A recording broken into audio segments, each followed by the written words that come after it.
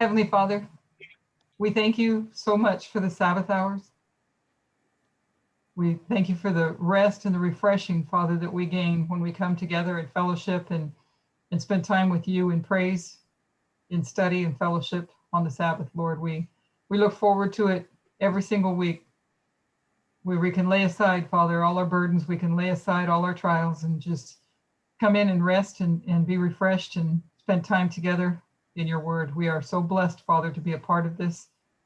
And we pray, Father, that you would continue to work upon each of our hearts, helping us, guiding us, rebuking us where necessary, Lord, that we would be fully equipped and in line, Father, with the army that you're creating, that we would be ready, Father, for Panium and when it's time to go to the Levites. So may you continue to bless us and keep us as your very own, Father. We know that your promise is that you'll never leave us nor forsake us. And I pray for each and every one of us, Father, not just those here that are attending, but those that are in this group and those that are in the various parts of the world, that we would, Father, go in your strength and be faithful and obedient and endure till the end. We ask you for the presence of your Holy Spirit tonight as we continue to review the Midnight Cry message, Father, as we continue in the Guadeloupe's presentations, that it would help solidify in our minds the Midnight Cry message and make the connections that were given then with where we're at today. So we thank you, Father, and we praise you for all our blessings, and we ask this in Jesus' name. Amen. Amen. All right. Well, happy Sabbath, everyone. And I know we're all very happy to be with one another, and especially to share in this study. I read this over today, and yeah, the wording it really goes in a good flow, and it is the compare and contrast Daniel 11:40, as we can see on the screen. 11. This is study 11 of 15. We don't have too many left. And this is April 19th, the Guadeloupe meeting. So I'm very thankful to be able to remember and go through the process without forgetting what I've learned through Sister Christine. And because of the tests and trials I've been through with this, with my computer, it actually, with everything, all the devices I have in my house, I've learned a lot more about computers, about phones, and I even have a Roku TV now. So getting a lot of history and news, and yeah, everything worked together, and God's timing was perfect, because I kept saying, why is this going on and on? But the Lord always has a reason. And he allows everything, even if it looks like, oh boy, what are all these hindrances for? But I can see now that this was God's way for me. And I'm very thankful to be with you to share the study tonight. And not from my phone, but from my computer. So maybe just to make this very short, the whole problem boiled down to, I have a brand new modem with new service, and with your computer, which is a laptop, you have to use a router to get the signal. And that's what I just learned this last week. I did not know that, and that's why I could not get any internet on my computer, but I had it on my phone. So very simple solution, but I had to go to the experts to find this out. So anyway, so we're ready, and I'm going to just use my view here on my large screen, on the screen, and click this. So as we begin, it's a review, and I'll also offer the opportunity to read. Anyone who would like to read, just speak up, or any questions, then let us know. And yeah, we'll take some time and talk about it, whatever the questions might be. So we can see the line, and this is what we had last week on our study from number 10, which was Raphia. And so we see 1989, it's going all the way through where elephants towards this period, 2016, and all the way through Panium and Beneventum, 2021, and the time is going very quickly. So we've discussed our 4 battles. We have 3 histories that we've been overlaying. Pyrrhus in 2 parts and World War II. We particularly considered these 4 battles of Epsus, Heraclea, Asculum, and Beneventum. The first element that we needed to see was that Epsus was the key to understanding the others, because it was the same mode of warfare that was being used. Each battle utilized the same method of fighting. We've discussed the 2016 election. We've noticed that in 3 different histories, Demetrius and Pyrrhus, so Seleucus and Ptolemy, and Hitler and Stalin, that the king of the north and the king of the south always begin in an alliance that was first seen in the Battle of Epsus. We didn't go into the history of 2016 to explain about how Vladimir Putin helped Donald Trump. That would be another useful exercise to understand, and particularly what method they were using to fight. To understand that, we need to go back to Arkansas Camp or the Brazil School of the Prophets. Then we looked at 2018 and lined it up with August 1940. We traced that relationship between Hitler and Stalin as it broke down and was then repaired. And in late 2018, we followed that same relationship. This time it was between Trump and Putin as it broke down and was then repaired. They were the same issues, just like Seleucus and Ptolemy. As we see, we'll see more of this as this line expands on the compare and contrast. So, and this is all from Daniel 11. What they are fighting over are spheres of influence. Because when it comes to world power, that's where you hold it. That's how you can manipulate world affairs. We understand that these 2 battles will teach us about Raphia.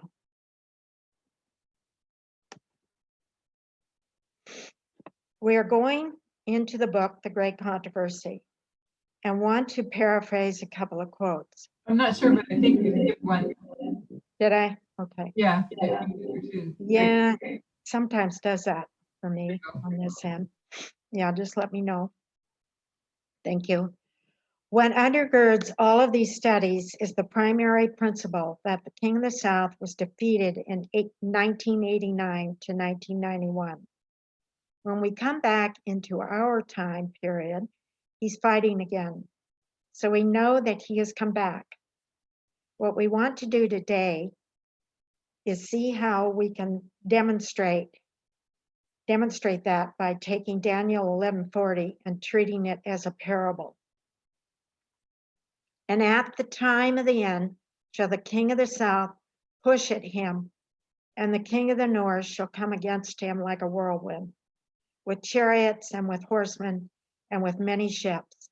And he shall enter into the countries and shall overflow and pass over. It's Daniel 11:40, King James Version. Daniel 11:40 comes in 2 parts. We are going to see the first phase. First sentence, where you see the king of the south defeat the king of the north. In the first phrase, the king of the south pushes or wars against the king of the north and pushes at the time of the end. All right. Now we're on this part A. We are going to the book of the Great Controversy, and we want to paraphrase a couple of quotes.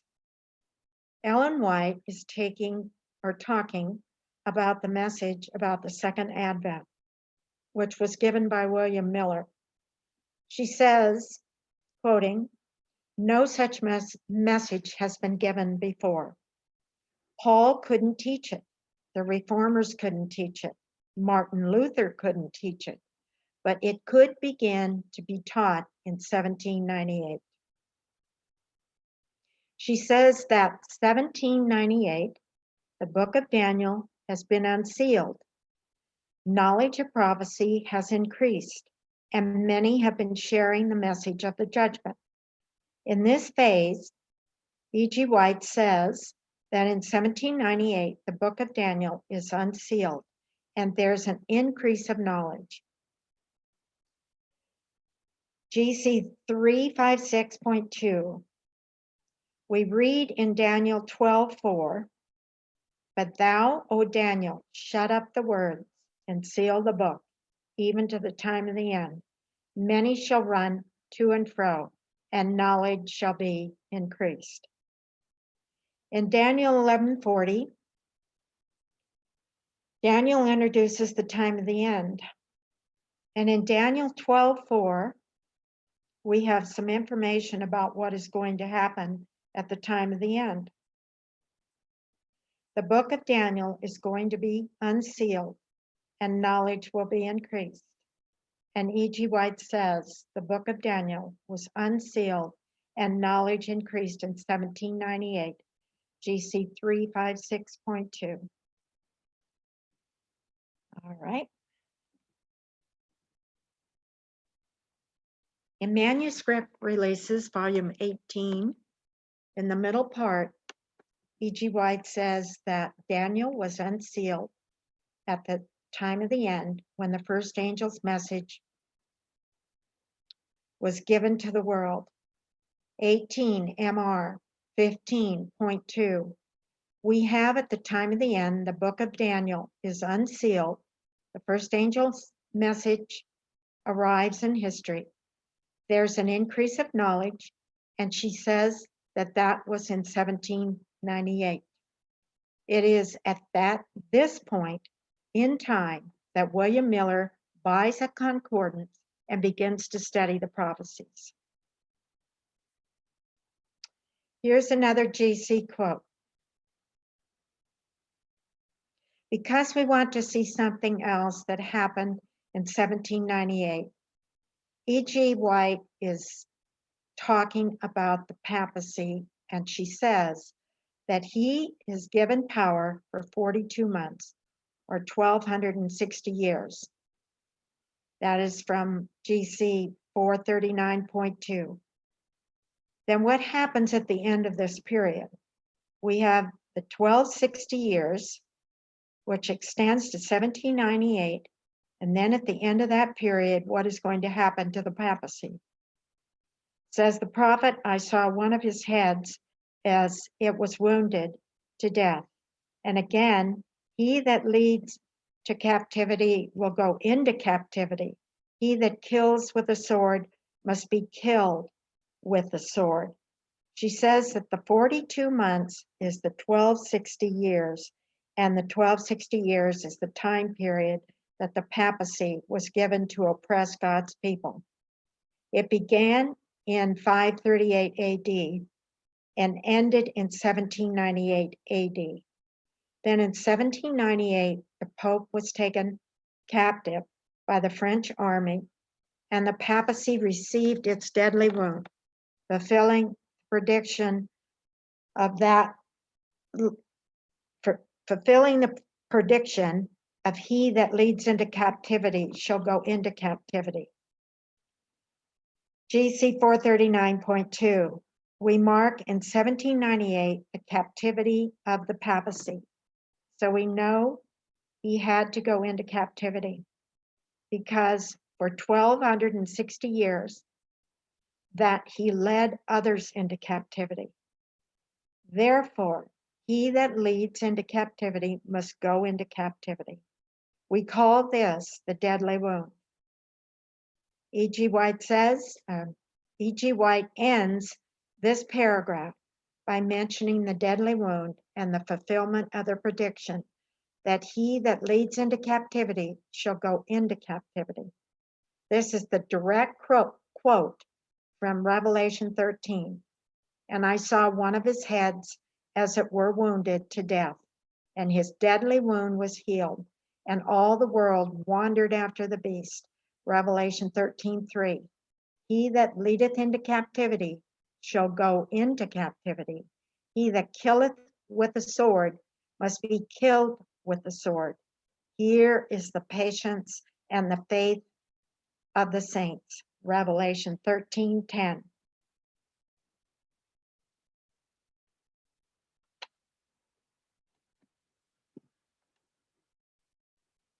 So E.G. White says that this event in 1798 fulfilled that specification of the deadly wound. And this is when France came against the papacy and took the Pope captive. GC 439.2. In Daniel 11:40, what is being described as the king of the north coming against the king of the south, and then the king of the south coming against the king of the north. If it is a battle, then when is the war? When do you see the conflict of France coming against the papacy? We'll mark that it's before. This waymark that is marked in prophecy encompasses a series of events. This is the French Revolution. And in this time period of the French Revolution, you have various events. The major event is 1796, when the French army and the papal army fight in an actual battle, and the papal troops are defeated. Prior to the deadly wound, you have an ongoing war. That's what the line describes here. 1798, time of the end, captivity, deadly wound.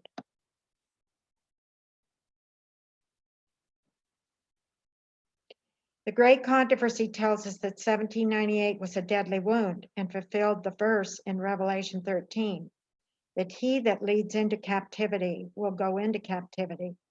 Revelation 13:10. That isn't the only part of the verse E.G. White mentions. If you go back into that quote in GC, in Great Controversy, she also mentions the other part. He that kills with the sword must be killed with the sword. The first phase is Revelation 13:10. If 1798 is captivity and the deadly wound is fulfilled, does the papacy die? And when does it die? To be wounded is not the same as death. Did the papacy just stay wounded since 1798? No, it died. When did the papacy die?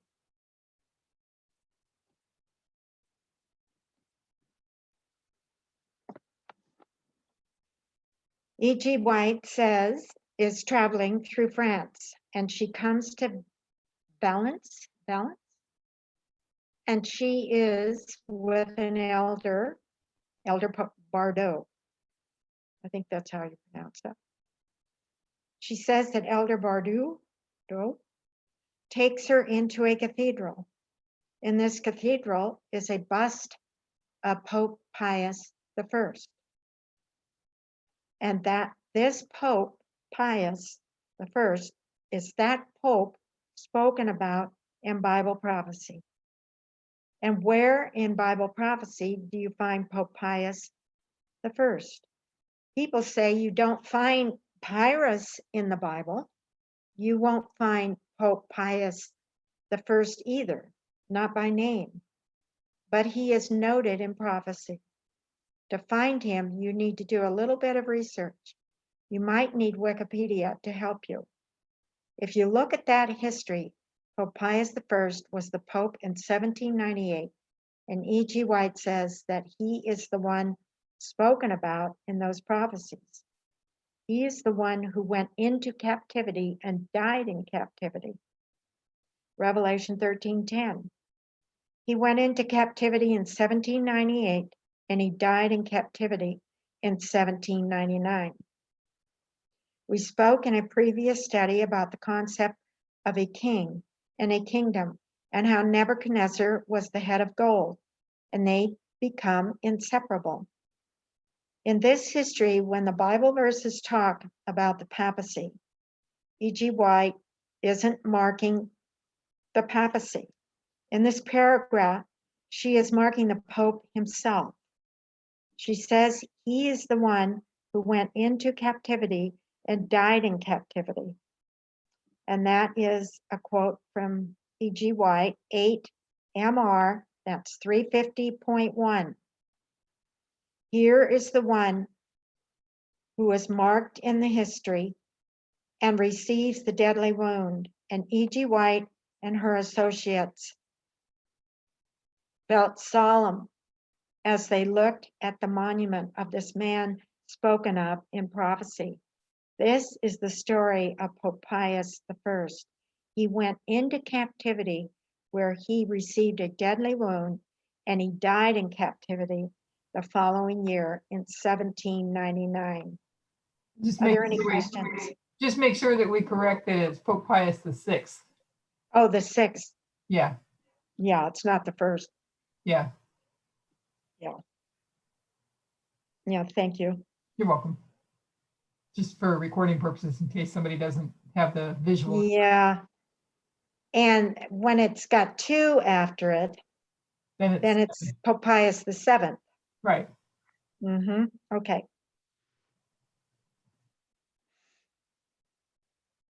Therefore, you go into captivity and then you die in captivity. And this is the completion of Revelation 13:10. He that led into captivity will go into captivity. 1799 also fulfills Revelation 13:10, where it says, he who kills with the sword must be killed with the sword. He's led into captivity in 1798, but he isn't killed.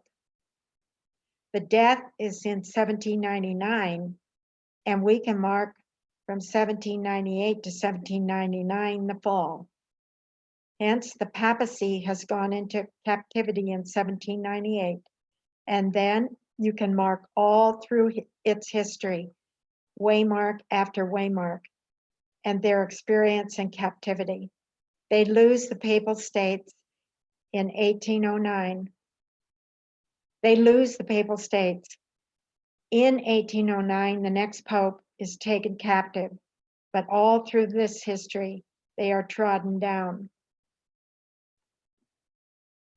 So that's, everyone can see that. Papacy began March 14th, 1800, papacy ended August 20th, 1823. 1799 on the line is died in captivity. So, yeah, so we'll go to the next slide. Any questions, or would anyone like to read?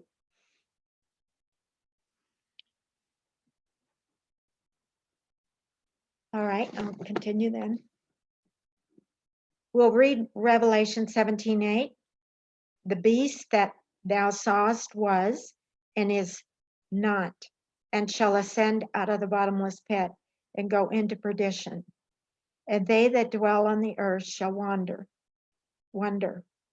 whose names were not written in the book of life from the foundation of the world, when they beheld the beast that was and is not, and yet is. It's from King James Version. So what's going to happen to this power? Go back to Revelation 13:3. And I saw one of his heads, as it were, wounded to death, and his deadly wound was healed, and all the world wandered after the beast. So is this the end of the papacy? What's going to happen? You could say the deadly wound is healed, but if I'm in a pit, where am I? What is a pit? It's a grave.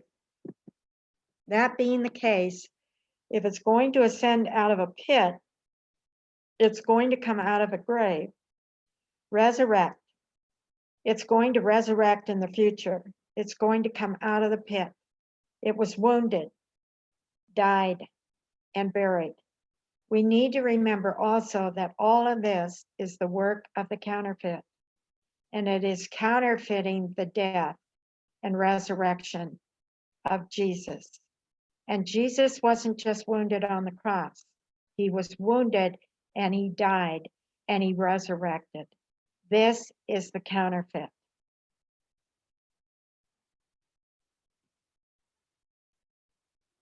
This is where we consider our methodology. If we are going to study Daniel 11:40, then we need to study it as a parable. What parables can do for us is help us see more information that isn't in the verse itself. Now we come to part B of Daniel 11:40. It's a different story. We will read, and the king of the north shall come against him like a whirlwind, with chariots and with horsemen and with many ships. And he shall enter into the countries and shall overflow and pass over.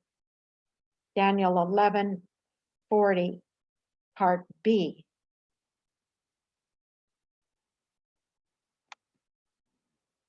Now we come to a separate history, part B.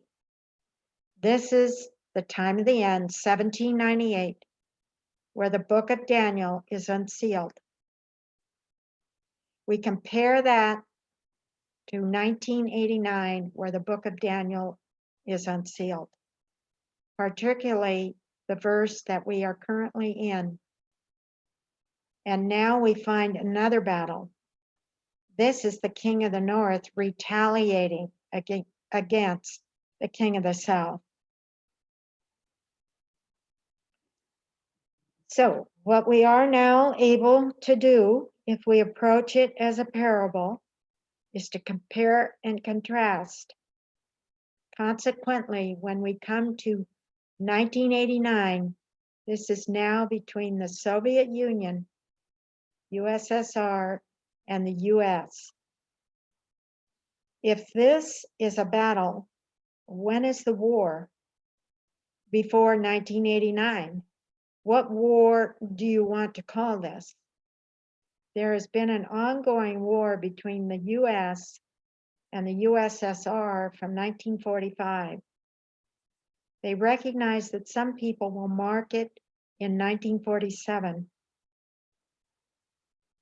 It can be marked in 1949, starting at the end of World War II. We can give strong logic to do that. But when you come to 1989, if we can compare and contrast, then we have to line it up with 1798. And in 1989, the king of the south is defeated. Problem. The Berlin Wall fell in 1989. But what was that the end of? The Soviet Union?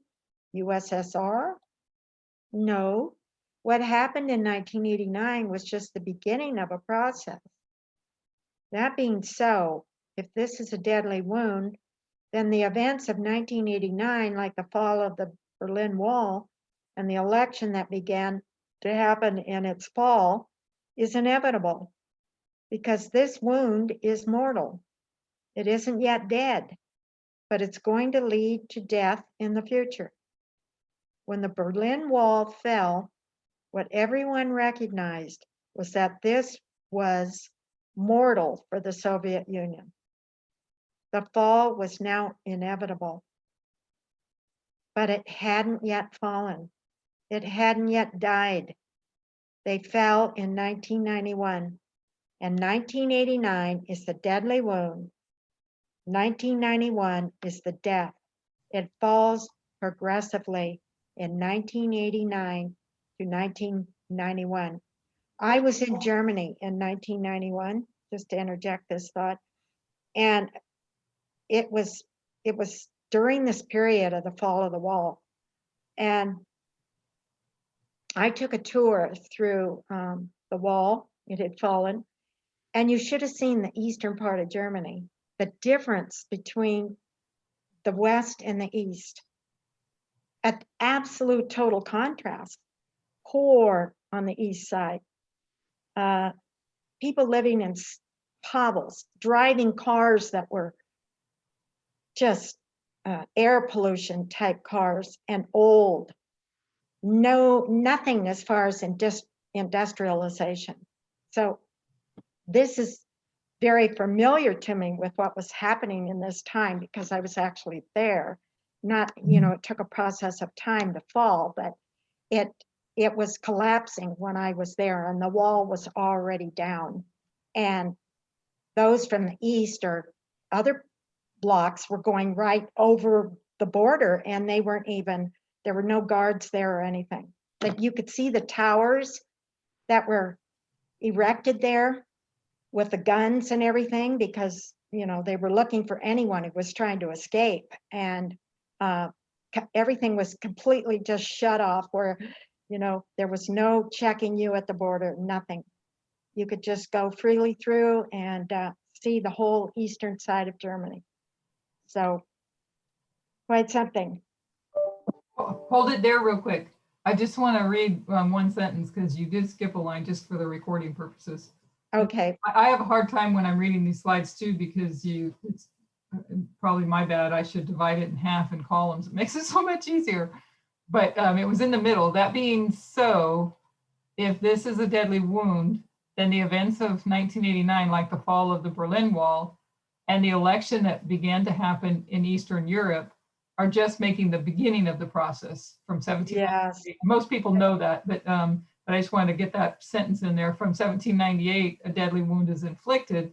There's been a much larger battle or war, but its fall is inevitable. Yeah, I mean, it said from 1989 to 91. Yeah. And I think it was around late 90 and into 91. When you So it was, yeah, it had already fallen by that time, of course, the wall had. So yeah, the Berlin Wall fell in 1989. Interesting to be a part of that history then for you. Yes, very much so. My part of the history for 1989 was being in the earthquake. Wow. In the Bay Area. Yeah. It's interesting, Yeah. the Lord had, the different things that I would have never thought of until we started studying this message and understanding. I started thinking about where was I in 1989. Yeah, and I thought about this not because of just reading this study, but since we've been studying the the whole series of these, and yeah, I thought about Germany and how it looked and what people lived in, when they lost their freedom, and it was under communistic powers and rules. The King of the South, yeah.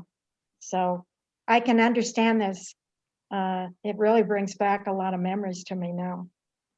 That's So, her main point is showing there that it is a process, that there's a deadly wound and then a death. yes, exactly. So thank you for catching that. Yeah. If the first history we mark a king and kingdom, the papacy and Pope Pius VI, when we come into this 1989 history, who is the king and the kingdom? This is the Soviet Union, USSR versus the US. So who is the king? Gorbachev. When did Gorbachev lose his power? It began in 1989, but he is president until 1991, when the USSR was dissolved. This is a reading from the Washington Post archives, an article that was written in 1991 by a representative who was there in the Soviet Union on the day it was dissolved. He said Gorbachev resigned today as a president of the Soviet Union, transferring power to Boris Yeltsin as the Soviet flag on top of the Kremlin was lowered for the last time. Within half an hour of his resignation, the flag of the Soviet Union had been lowered, symbolizing the end of the Soviet Union, and the white, red, and blue Russian flag was flying over Gorbachev's former residence above the Kremlin office. That's from the Washington Post, December 25th, 1991. Kind of interesting, just like that. It was over. Yeah. I mean, all the things that go into it, but yeah. At the same time, exactly, Gorbachev stood down as president, symbolized in the first line as death. We see it under 1798 right up here. And then here, comparing and contrasting. And the Soviet Union was dissolved. I'll go back. He surrendered all power and the Soviet Union was dissolved. And it is interesting, this quote from the photographer who was at this event was also at the Berlin Wall in 1989 when it fell. And he said, it was strange how little reaction there was. Yeah, so true. When the Berlin Wall fell, everyone came on the streets. The events of 1999, like when the Soviet Union was dissolved, were events of the same magnitude. But he says no one seemed to care because all of the attention was on the events of 1989. Time magazine never wrote a book on 1991. Thus, history and prophecy agree. When prophecy speaks of history, what is marked as significant is not the death, but the deadly wound. Prophecy brushes over the history of 1799 and 1991, even though you can see it. E.G. White gives it to us, but the focus is on the wounding, not on the deadly wound. Interesting to keep that in mind as the first canyon. Yeah. Yeah, what would you be comparing that to? Well, you're going to continue the study, but I think we're going to see it. Yeah. Enough for me to just say, I mean, we all know that it's deadly wound at Panium and death at the Sunday Law. So it would seem there'd be like kind of no significance of the King of the South. Yeah. At the Sunday Law. Yeah, it's like no big deal. Just in looking at what that says. Yeah, but there were sure, what I'd like to say about it is that, there was so much information going on and the rest of the world knew what was happening over there. And it was under Soviet power in our timeline. So this is where, then it's only when it collapses, and it collapsed from within because the people rose up against it, that it was like no big deal 2 years later or a year later. Yeah. Dropped one flag and put up the next and moved on. Yeah. Yep. So I wonder if Sister Lana has any comments on any of that. Although I'm sure you weren't there. Well, you're much younger than me. I was young, very young. Well, I was 89, right? 89, I was 8 years old. But that was when I was 7, I was first arrived to my parents' place, not my parents, my mother's. Yeah, so anyway, I got acquainted with the city, and I would like to say that it was hard times So this perestroika, once, I don't think we felt the economically in 1989, but we started feeling in 1990s and 1991 when the hard times really arrived. I mean, there was a money devaluation. Yeah. uh, it was, people had money, but they didn't have products. And even just for toilet paper, you stand in long, long lines. And then at the end, you may not even get it because lines are too long and the supply is too short. So it is such a horrific time. I think I learned to, we learned to survive um, because of this perestroika time, which was called perestroika means reorganization, restructuring. Mm-hmm. And that was, and then in 1991, when this from 89 to 91, there was such a, people yelling in the parliament, people yelling at each other. There was even fights that would break out, people, parliamentarians. I don't know, I don't know if it was called parliamentarians, but basically it's the contemporary, it's called Duma, but anyway, it doesn't matter. The people in the government, when they would show this news, people, fighting in the parliament. That's what it looked like. It was internal struggle, fight, fight, and yell, and fighting like in real, like hand, physical kind of fight, and yelling at each other, and big fights. It was very hard times economically as well, because all the things became, all this national, in industrial of factories, they all became privatized, and they were not, we didn't get any you know piece of it. The people were felt robbed even now. So what you see right now, even like in Russia right now, it's people being already fed up with this, being always hungry. Like, you know, we don't, if you go to Russia, it doesn't look like third world country, okay? But just the experience of getting small amounts, being paid so little, and you can't afford fruits. Like I couldn't afford fruits for a long time. It's like you literally had to dream about the fruits or bananas or something like that. So I'm just Wow. saying that it's this.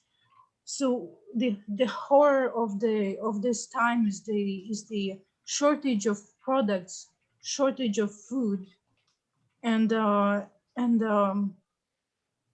complete disarray in the nation. So yeah, Yeah. Wow. You know what? unfortunately, Go ahead. unfortunately, I'm afraid that if this king of the south is you know this is how it looked like for the king of the south. I wonder if there is similar thing is gonna you know this is how it may look for the king of the north, because like you said, those who, the one who goes, who takes captive will go into captivity, right? Yes. So yeah, so we just need to prepare. Well, and we see a lot of this stirring agitation now because there's such a disparity between the rich and the poor, capitalism, and how who's in there to really help the people out there. The majority of people cannot even keep up with the cost of living now. There's no way. And yeah, and even with Biden wanting to get a stimulus through and all this and what they've done, I mean, it's really so little that they can do monetarily.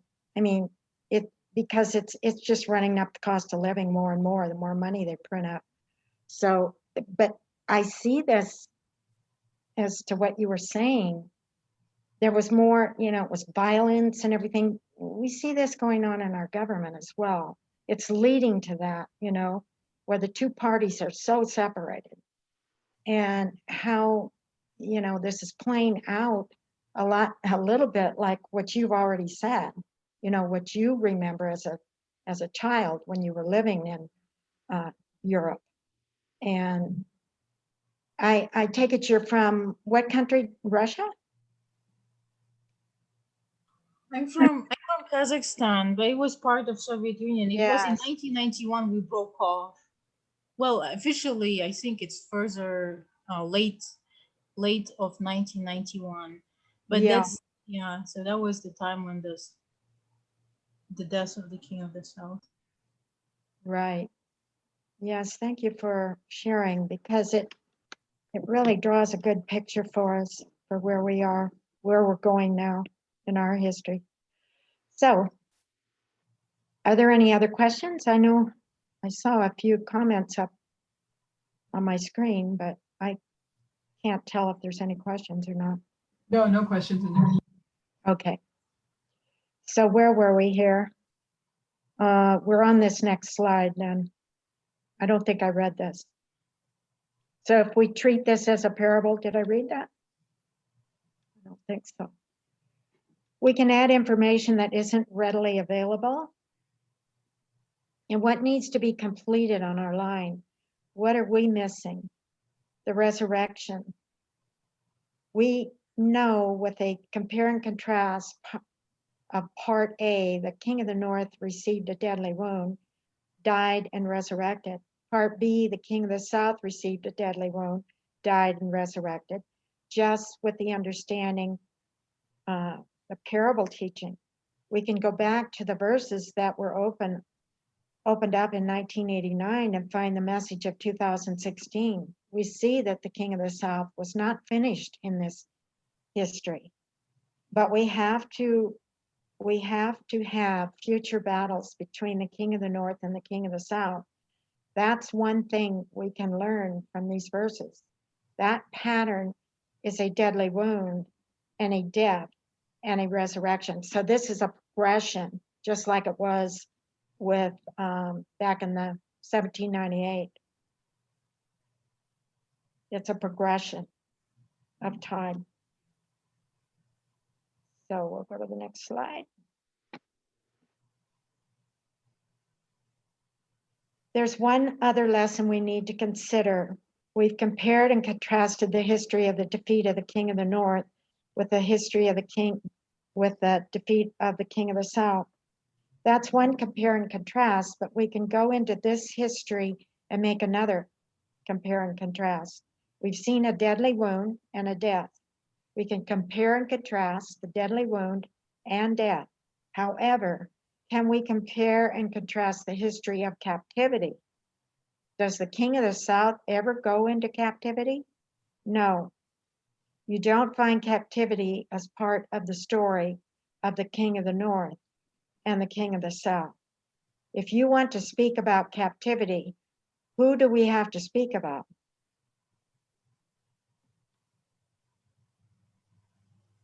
Now we need to do a different compare and contrast. We are going to do two. We're going to overlay the King of the North with the King of the South, and then we are going to compare and contrast, which is what we have done here in the chart. It's up here. True. Counterfeit. Israel, Babylon. Now we need to do a different compare and contrast. All right, we're going to we looked at the chart. Now I want to leave that aside. We have looked at the deadly wound and the death, but the papacy is being punished because it led into captivity. It has to go into captivity.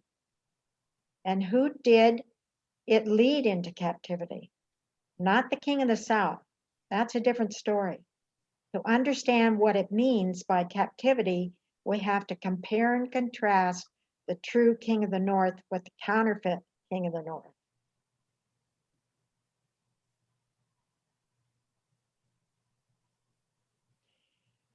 What we need to compare and contrast is the history of Israel and the history of Babylon, because we understand that all Satan does is counterfeit. For that reason, when you come into the Christian dispensation in the time of Christ, you go from those old sanctuary services into a new dispensation. What's more, now you leave behind all of those types and shadows, all the sanctuary service, and move into the Christian dispensation, which required Satan to make the same transition. Soon after this transition, his religion transfers from paganism to papalism. He left behind those types and shadows and became a closer counterfeit as papalism. Satan watches what God does with his people, and he copies it, but not exactly.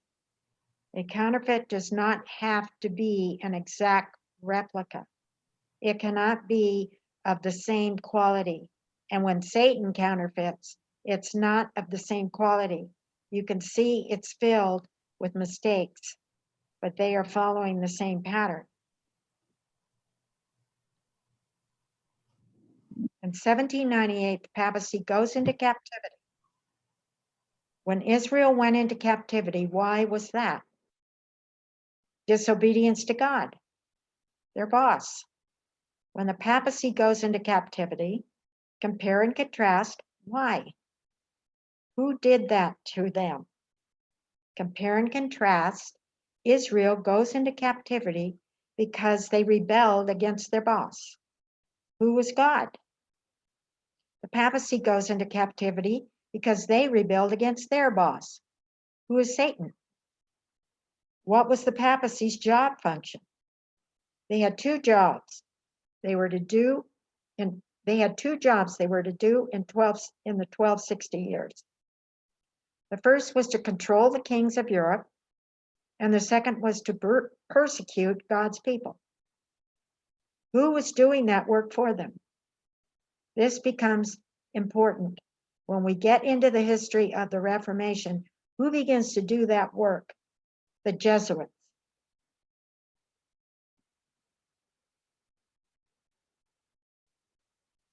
So we see up here, 1773, apostasy, abolished Jesuits. Captivity, 1798, 25 years. Job function, control the kings, persecute God's people. We're going to read a little about this. In this quote from the Great Controversy, we just want to note that the last few sentences, which begins the 1260 days or years terminated in 1798. E.G. White says 306.1 from the Great Controversy, but persecution of God's people ended 25 years previous in 1773. Why did the papacy stop persecuting in 1773? When their boss, Satan, had given them a job to do of controlling the kings and killing God's people. In 1773, the Pope of this time is given a choice. The kings of Europe came together and they decided they wanted the Jesuits expelled from their countries and the order abolished. They wanted the Pope to abolish the Jesuit order. They recognized that the papacy would not do this willingly. They thought that if the papacy was given two choices, that they wouldn't like to say no to both of them. The papacy would consent to one and reject the other. As a result, the Pope was approached with two choices. Number one, we, the kings of Europe, request that you abolish the Jesuit order. Number two, we, the kings of Europe, ask you to give to us of your land and your wealth. Part of the wealth that belonged to the papacy was supposed to be divided up between the kings of Europe. Consequently, the papacy is given a choice. They can choose between their prophetic job function or between temporal prosperity. What's their problem in 1773? They choose temporal prosperity instead of fulfilling their prophetic job function given to them by their boss, Satan. This was apostasy. They say no, they won't give up their wealth. But to please the kings, they abolished the Jesuit order. As we have learned from ancient Israel, when you go into apostasy against your boss, then he sends you into captivity to teach you a lesson.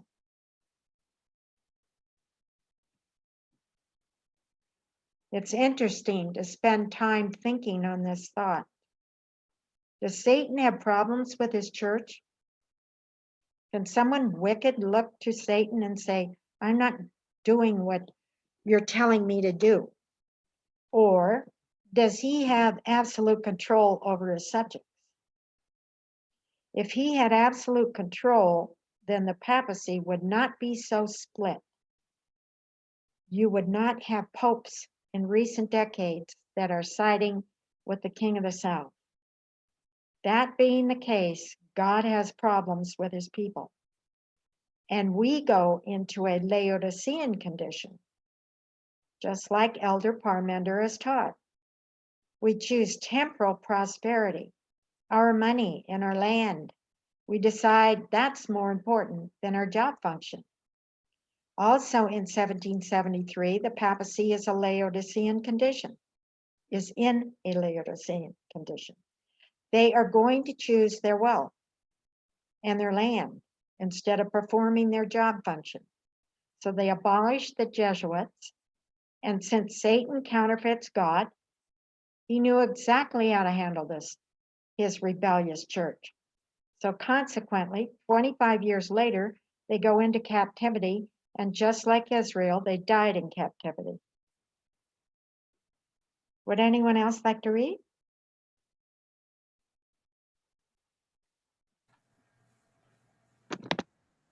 I can read a little bit for you. Okay, thank you. If we compare and contrast the papacy and the counterfeit, king of the north with the true, then we can also see information that isn't there in the verses. The true has apostasy and captivity, and then God's people coming out of captivity. For that reason, in 1798, you have to back up one. I think you went forward. Yeah, I hit that arrow and okay, sorry about that. Okay, here we go. For that reason, in 1798, the papacy goes into captivity, and in 1798, God's people come out. When God's people come out of captivity, it's in the history of modern Israel. In this history, how many histories do you have? 2. We take the history of the Millerites and the history of the 144,000. We say there are 2 histories of modern Israel. And we know now that we have 1888 in there as one history too, failure, success. Mm-hmm. We say, and I think she already knows that, that was already taught here because I'm trying to think, she already knew failure, success. We've already talked about that. Right.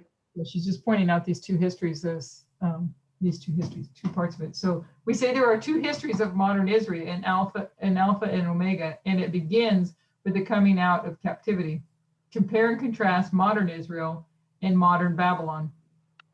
Modern Babylon exists in how many histories? They went into captivity, and when they come out after 1798, how many histories will you find in modern Babylon? There'll be 2, an Alpha and an Omega. So looking at the chart, you have, and you can stay there because it's the same one. Yeah. Modern Israel and modern Babylon, there's an Alpha and an Omega history, and then modern Babylon and Alpha and Omega history. There's a coming out of captivity, 1798 for modern Israel, and then a coming out of captivity for modern Israel. She doesn't have the date there, but she puts it, I believe, at 1899, but she doesn't put the date there. Yeah. So just based on the structure, you can see modern Israel and modern Babylon. Modern Israel comes in 2 histories of an Alpha and an Omega. Therefore, modern Babylon must come in 2 histories of an Alpha and Omega. Yeah, probably 1888 is not part of this because it's not part of the story, depending on what story you're trying to, what point you're trying to make. That's right. Therefore, modern Babylon must come in 2 histories of an Alpha and an Omega. What brought God's people out of captivity? the three angels' messages, a three-step prophetic testing message of 1818, the message of William Miller. What brings the papacy out of captivity? You need a three-step prophetic testing message. When do they get their three-step prophetic message? That message comes in 1917, which are the messages of Fatima. That message of Fatima comes in three parts. And isn't it something, Satan impersonating Mary when he visits three children at Fatima in Portugal, and then proceeds to give them a three-step message. The first message is a vision of hell. They see this vision where the Catholic idea of hell is presented before them. They see a bottomless pit with all these people burning for eternity. They see the Catholic vision of hell. Remember, these children are young. They are 6, 7, and 9 years old. Hence, the first message is of fear. Yeah, that's something else. What is the third message? They have a vision of judgment. What they see is all of the papal church, first the Pope, and then all the bishops and cardinals, and then all the lay people are being led through a town. And this town is full of people who are dead. They go up this mountain, and one by one, they are slaughtered. The Pope is killed. The people are killed. And it's a message of judgment. The second message gives the purpose or point to this whole story. It's the point of the messages of Fatima. It's a message to dedicate Russia. The message is to defeat the King of the South. Thus, the three messages of Fatima are a counterfeit of the three angels' messages. Fear Satan, give him glory because judgment is coming. How do you give Satan glory? His people, his church is in apostasy, and he's calling them back to their job function. Before he gets to us, what's their job function? They have to defeat the King of the South. And I thought that was interesting. I've been thinking about that lately. I don't know if anybody has any input on this. I don't think I've heard anything taught on it. But the message of Fatima was for, they were supposed to defeat the King of the South, Catholic Church or Babylon, right? Supposed to defeat the King of the South. So, and this is modern Babylon that's to defeat the King of the South. But it's the Protestants that are Babylon now. I don't know how that fits or reflects. I don't know if anybody's thought about that, because it's the United States, the King of the North, that's in this battle with the King of the South right now. I'm looking at Sister Lana's. This raises an interesting question that children are dependent on protection from Satan on their parents. Did I say that correctly? Yeah. That children are dependent. Yes. It's just, it seems that aren't children innocent? And yes, they are, but at the same time, they became channels for Satan's messages. Yeah. Which is scary. Yeah. Yeah, look at those three under Fatima. The number one, first message, fear. All based on fear. Yeah.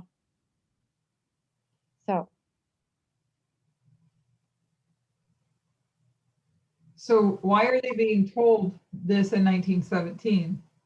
What's happening in 1917 in Russia? It's the Russian Revolution. These visions of Fatima are given a few months before the Bolsheviks ended that revolution. But Satan can already see that Russia is transitioning, and he can see that he can see what he saw in France. Lenin is about to take power. It's about to become communist.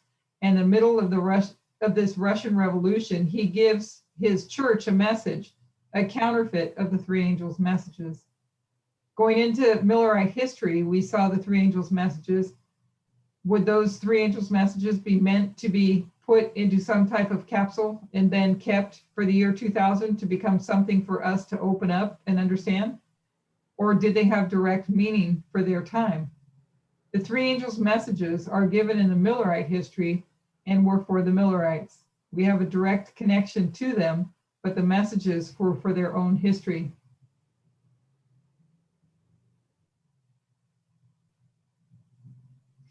The three messages of Fatima, are they for some type of war between Russia and the United States?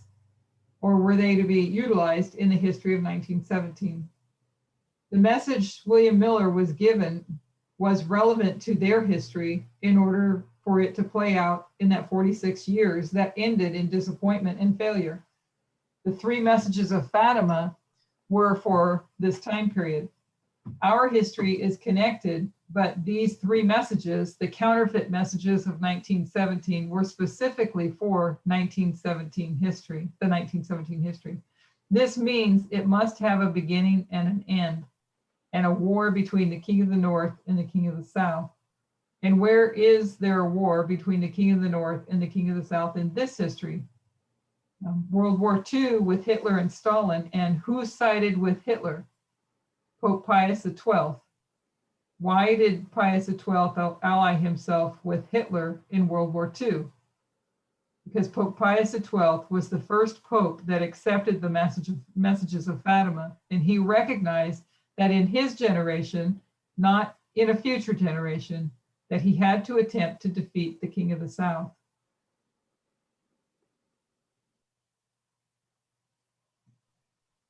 Therefore, when we look at World War II, we say it's an alpha history in the war of the King of the North and the King of the South. And we mean that quite literally. It's not just an interesting history that has a pattern for our day. It's the alpha of modern Babylon. They are given the messages of Fatima, and they attempt to fulfill the second message in World War II. When we come to Millerite history, Ellen White will tell us that this is the history of the first angel's message and the second angel's messages. Then she will say October 22nd, 1844, the third angel's message began, and it's going to travel through history until it's empowered. So you have the first angel arrive, the second angel arrive, and then October 22nd, the third arrives and goes all through history.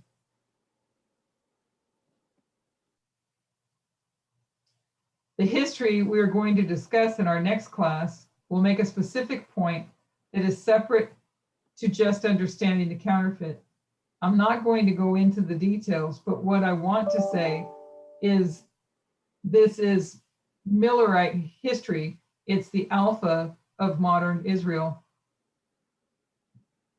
And this other is the alpha of modern Babylon. It's the history of the First and Second World Wars. The third begins the Cold War in 1945. It's going to continue through history until it's empowered. This isn't the only way we draw out the third angel's messages. Three angels' messages, I think that's supposed to be. But it is a way, Ellen White describes them in counterfeit matches. That first attempt of modern Babylon was done in the history of 2 world wars that ended in a disappointment and a failure. In this history of 1798 to 1844, you have William Miller beginning to be raised up in 1798. So you have, we just kind of went through that on the previous page with the Millerite history in modern Israel. The first angel arrived in 1798, the second angel arrives, and then the third on October 22nd, and it goes through history. So then in modern Babylon, she does mark it here that it was 1989 when the first message arrives, then the second, they were all 3 there, but the activity and progression of them. So the third arrives in 1945 and goes all the way through history, continues on through history. Okay. So a question, Lucia, she is a prophet for the Papal Church from the history of World War II all the way to 2005. When she dies, she was having visions and dreams that whole time period. Who is Lucia a counterfeit of? Ellen White. You have Lucia and you have Ellen White. Therefore, when we talk about Lucia, she's not the counterfeit of William Miller, because he was raised up in 1798 and he became the leader in this time period. Who is the counterfeit of William Miller? That would be Pope Pius XII, and he's raised up in 1899. And he has an increase of knowledge. That being the case, when we look at modern Israel, you can compare and contrast it with modern Babylon. So Miller lines up with the beginning of modern Israel there, or modern Babylon with Pope Pius the 12th. But then Ellen White lines up with Lucia.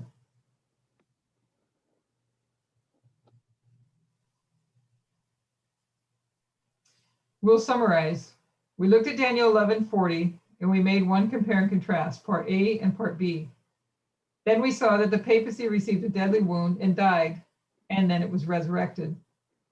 Then the king of the south had to receive a deadly wound in 1989 and progressively fall until it ended in 1991. Therefore, using the rules of parables, it has to resurrect. And that's why we have the king of the south in our history again. Then we took this theme of captivity, and we cannot take that to the king of the south because they have no boss to rebel to. We have to take it back to Israel and compare and contrast it with modern Israel and modern Babylon. Thus, modern Israel came out of captivity in 1798 when the three angels' messages were given, and they had an increase of knowledge and a new leadership was raised up. But they come into history, an Alpha and an Omega. Modern Babylon went into captivity in 1798, which means they must come out in an Alpha history where they are given three counterfeit messages, and a new leadership is raised up with a prophet having dreams and visions. However, it's going to end in disappointment and failure and return in our time period. We see the history of the first and second angel's message that did a work in God's people.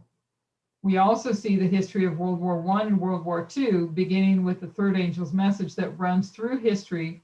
And then from 1945, something we've already discussed is the war between the king of the north and the king of the south.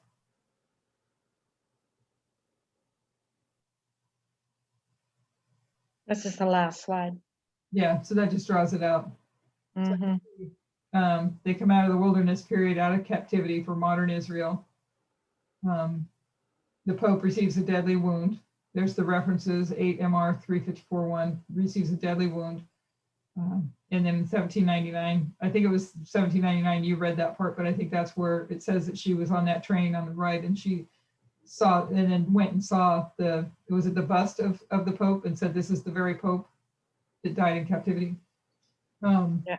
So she's marking 1799 as the death. So you have a deadly wound and a death. We know that it's healed. The deadly wound is healed, and then it'll finally die. Then you go to part B, Daniel 11:40, part B, and you have oh, did I mess up on here? Part B is the king of the south who is going to receive a deadly wound and then a death as well in 1989. A deadly wound and a death in 1991, which will be healed, and then it will finally die. And for future study, we know that that goes to the Panium in the Sunday Law. Right. So that's the comparison, compare and contrast between between part A and part B of the verse, the king of the north. Yeah. Because what happens in part A happens in part B. Right. One's for the king of the south, north, and one's for the king of the south. But it gives us the story of the deadly wound, death, and resurrection. Yeah, very good study. So you don't see, so it's through parables, you don't see a resurrection of the king of the south in the verse. But through parables and through compare and contrast, you can see what's not written in the verse, that there is a resurrection. Mm-hmm. Yeah, without part B, we'd be lost. Yeah. Yeah, we can't understand the full meaning of this until God gave us the light on this. Yeah. 2 parts. I just So- read like. Okay, What was that? can you guys hear me? Yes. No, I just wanted to say that I just really like how you put this part A and part B side by side so that you can see actually what the implications for in the light of the midnight cry message, the implications of it, which is, before it always, I used to always confuse, part A and part B, and now it's very clear. It was just this, you know the method that we use, this methodology to put line upon line, Yeah. and make Absolutely. it graphic, make it visual, so that you can understand it without many words. I mean, it's so important. The words are important, but this is just graphic. This graphic method that we're using is very powerful. Yes. Very. Yes, it is. And And it's also, simple. It's simple to understand, like you said. yeah, and also something interesting that I just really, I guess I heard this presentation before, not this, when I was listening to her video recordings, and it eluded me. But now when I re-listen, it's very interesting that I I noticed that the reason why in 1798, why the deadly wound happens, that they didn't need to have happened, but it happens because of that they choose temporal prosperity versus their prophetic mission.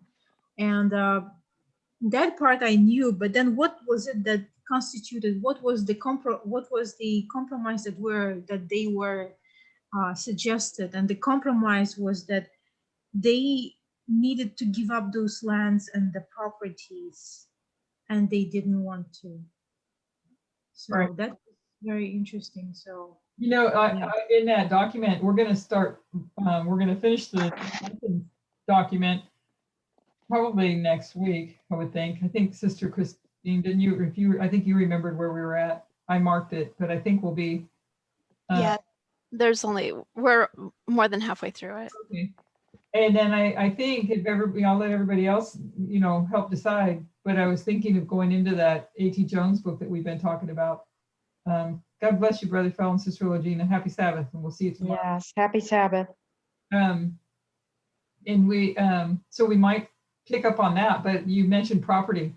And I thought it was interesting because I've been reading that. And if you go back, and I need to understand it better. So that's why I'm looking forward to, if that's what you guys decide, we all decide to go through that document, because the Edict of Milan involves property. And it goes from first, if I remember it correctly, it goes from first kind of a simple thing is not really designating Catholics only, but that was their intent, and it became clearer in just a few short years. But what was the result of it is they took away their property, and the Catholic Church, seized all the property. So, and that goes back to, and that was the Edict of Milan, way back in the time of Constantine. But when you look at the Declaration of Independence and what we've understood about that, the life, liberty, and the pursuit of happiness, that happiness meant property. Yes. And so property rights are huge in this.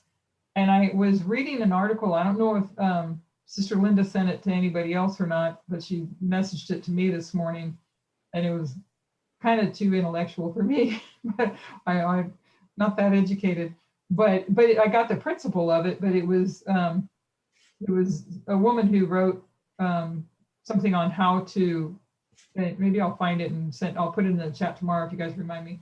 Her thoughts on solving the issues of inequality when it came to like economics.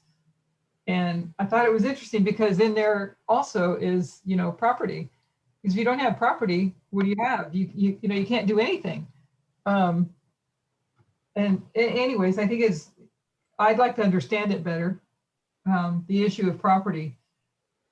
Because if everybody had their property, and that was God's plan when he took them into the promised land, they all had their property, right?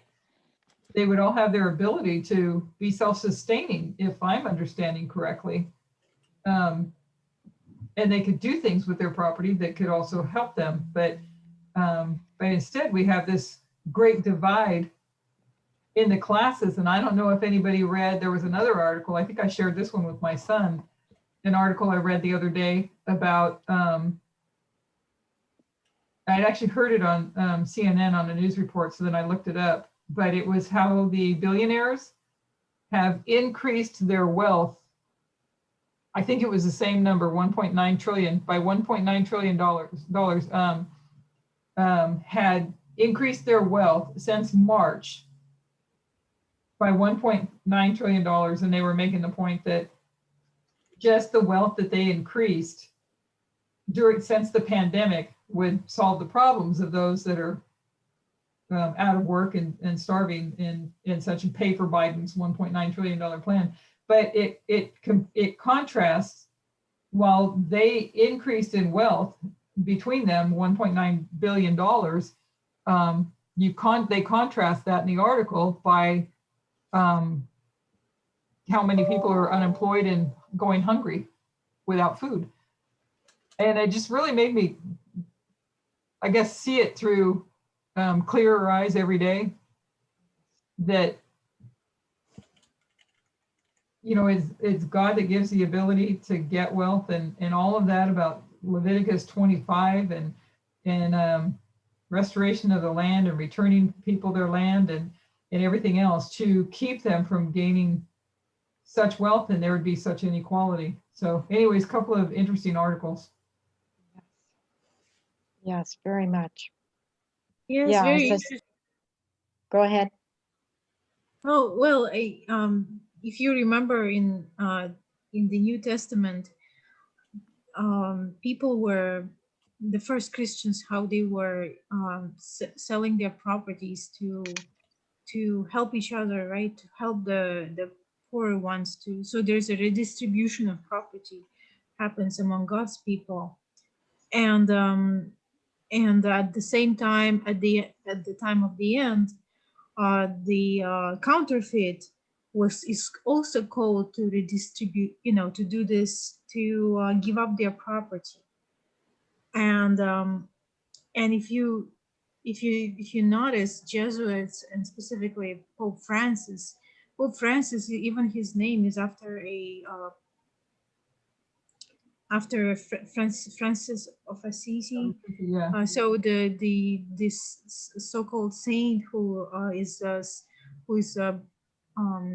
worshipped for his, you know, being poor, and the saint of the animals and poor and poverty, you know.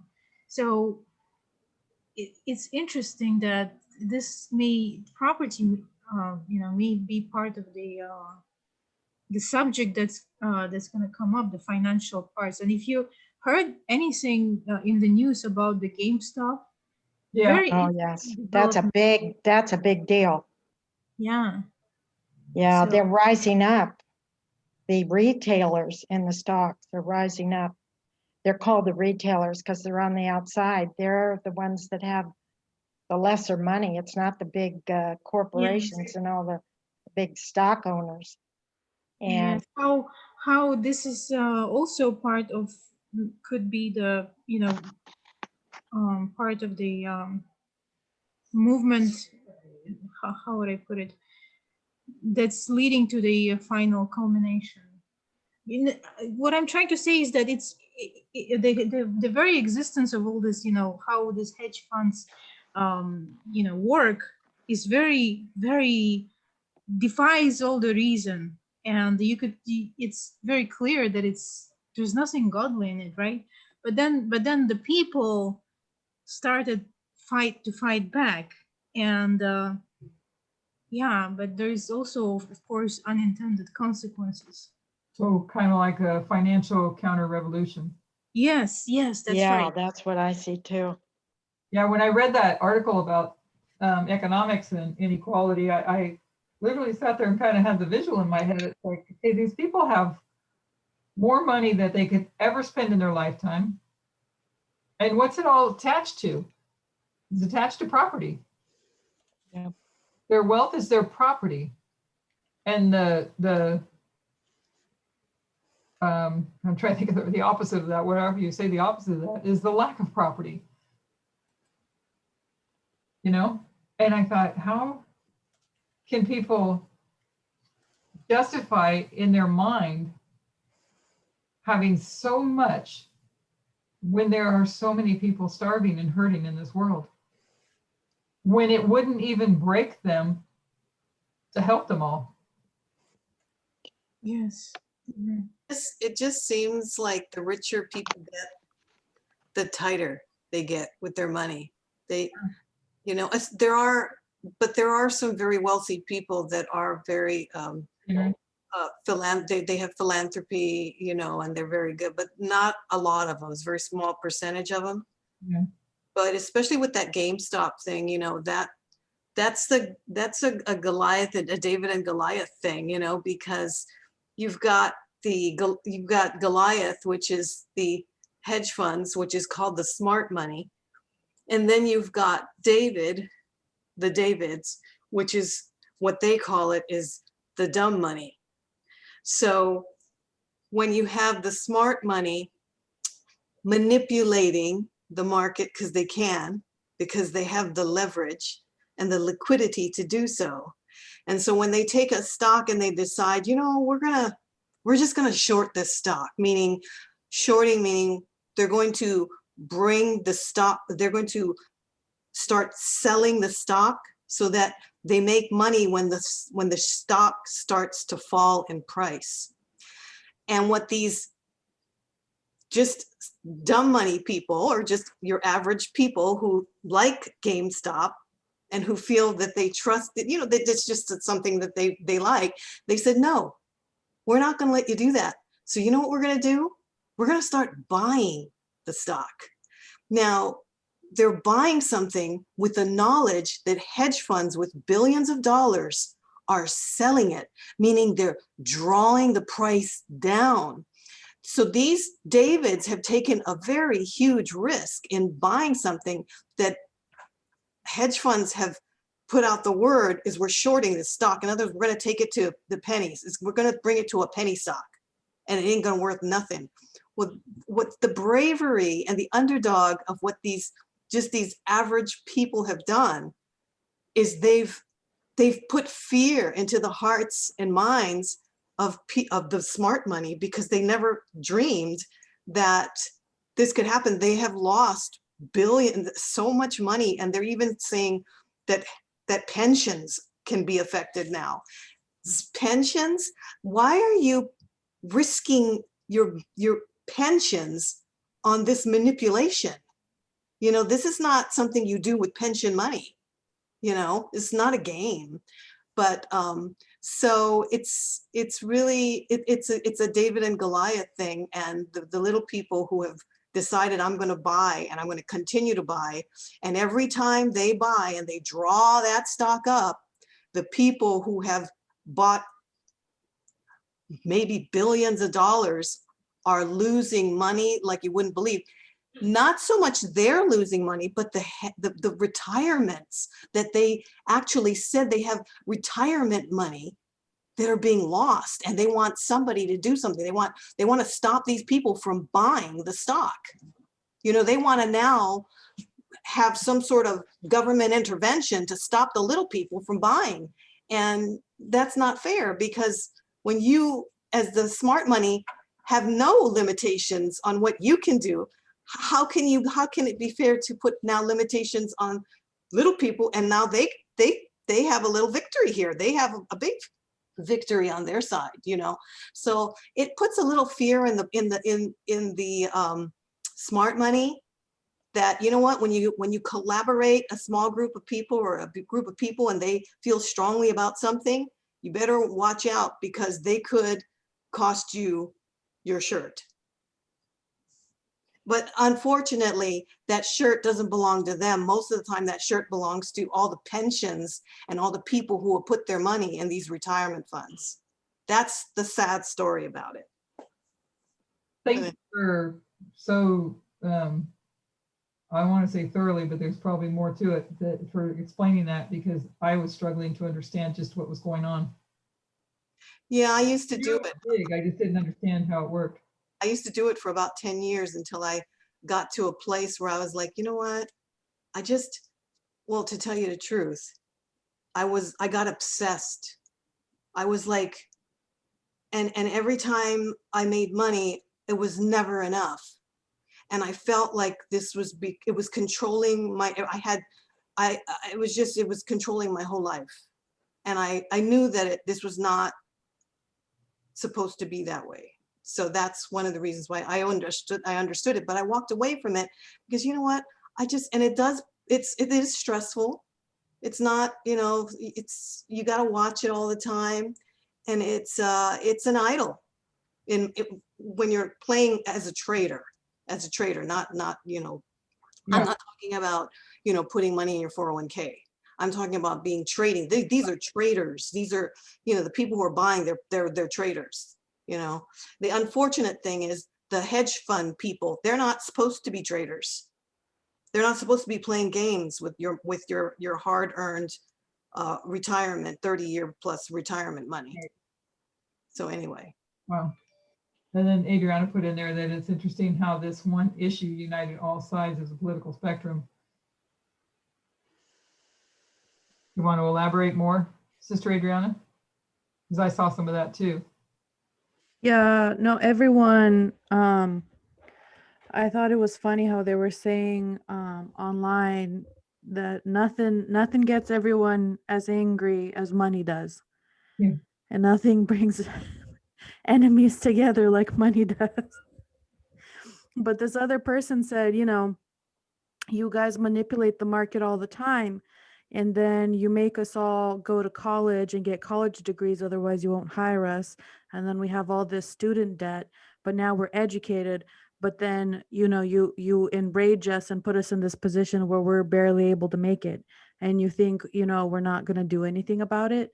You created this problem. So the hypocrisy in it. And I was telling Christine, Francisco, Robert, and Brother Lamar this morning about that one of the apps, Robinhood. I don't know if you guys heard of that, but it's one of those apps where you can do this trading on. And Robinhood is supposed to be that character who takes from the rich and gives to the poor. But what they did in this case, and the Attorney General has now launched an investigation into them because it turns out that they had conflict of interest, and they didn't do everything by the book like they said, but they started blocking people from being able to buy these stocks, like the regular people who were trying to buy them to get them away from the hedge fund people. And they stopped allowing people to do that. And then the people who did buy stocks with them, they started to see that those stocks were being returned back without their permission. So everyone started taking pictures and screenshots and evidence, and there's a class action lawsuit that's going to be filed now because it's not just regular folks, some more richer folks are in there too. And it's been interesting. I'm worried about what is going to happen after, because in the Reddit forum r/Wall Street Bets, the guy who started this, he has a lot in I think he's like at 50 million right now dollars waiting in GameStop stocks. And when he says sell, that's when everyone is going to sell. But until then, they're holding the line. And there's hedge fund people now putting these information that they're supposed to start. So there's a whole war, but I've never seen everyone came together. I don't know how they figured out how to put all their differences aside for this one thing, but everyone came together for this one thing. And so it's crazy because the potential is there for people to not be violent with each other, but I guess if it's not money, it's not worth it. Do me a favor, explain the Robinhood thing again, because I saw that on CNN. I saw the guy on CNN last night.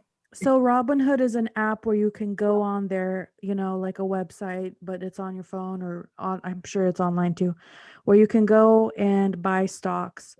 And the people who have been doing this, buying the stocks in GameStop, GMC or AMC, whatever, there's all these names that I don't know any of them what they are.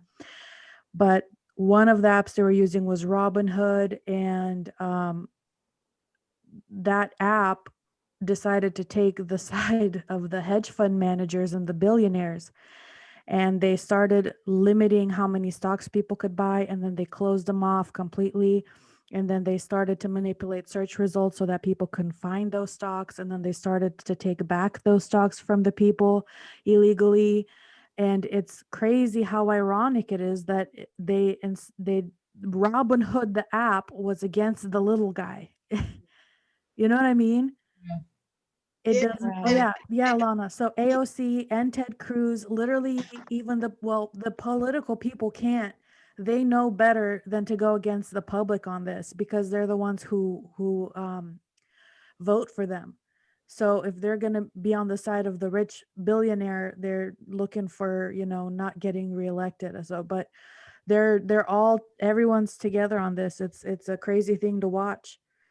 What I heard on and I didn't understand it all, is the guy from Robinhood, he was being questioned about that they did not have if I'm understanding it correctly, somebody else help me out, that they didn't have the money actually to handle what was going on. Is that correct? They did not have liquidity. Is that right? No, so what they were trying to do was regulate something where they thought that there was something going on that was afoot, but it's not their job as an app to do that. It's up to the hedge fund managers or the people or some other commission or something to do that. If they see or they think that something is going on with a company or they didn't disclose all the information, then they can stop trading on that company because they have, some kind of suspicion that something iffy is going on. But Robinhood is like a middleman. It can't do that. It doesn't have the legal right to do that. Hmm. You know what I mean? Yeah. So they were, They're I was big. trying to understand it too. And honestly, I feel like I'm just getting like a couple grains of information that are Yeah. barely attaching to Well, my brain. It's so complicated. well, Robinhood is just there. It's just a trading platform, which Yeah. there's like hundreds of trading. There's just one. Yeah.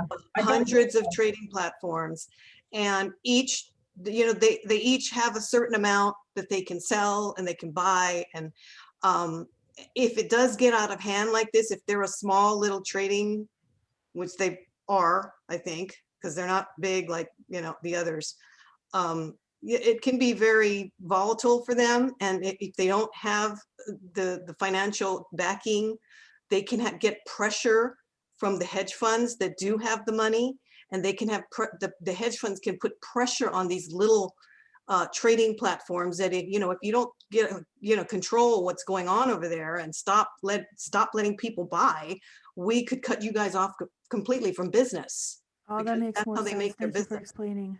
Yeah, so they get pressure from the hedge funds that have all the money. And so, and they're not supposed to do that though, because the little people are supposed to have fair treatment, equal treatment. When the hedge funds come in and buy billions of dollars worth of stuff, nobody stops them from doing it. They're Exactly. manipulating the market like you wouldn't believe. Nobody stops them. Yeah.